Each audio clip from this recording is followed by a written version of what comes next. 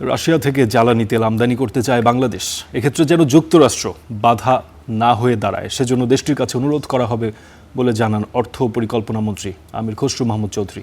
পরিকল্পনা মন্ত্রণালয়ে নিজ দপ্তরে বাংলাদেশে নিযুক্ত মার্কিন রাষ্ট্রদূতের সঙ্গে বৈঠক শেষে অর্থ ও পরিকল্পনা মন্ত্রী এই কথা জানান।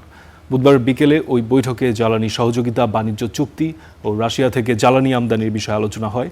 বৈঠক শেষে সাংবাদিকদের মন্ত্রী বলেন, যুক্তরাষ্ট্র থেকে দীর্ঘমেয়াদে এলএনজি আমদানির সুযোগ বাড়ানোর বিষয়ে দুই পক্ষের মধ্যে আলোচনা হয়েছে। ইতিমধ্যে যুক্তরাষ্ট্র ইন্ডিয়াকে ওয়েবার দিয়েছে, রাশিয়ান একটা টেম্পোরারি ওয়েবার দিয়েছে, রাশিয়ান তেল কিনতে পারবে ইন্ডিয়া।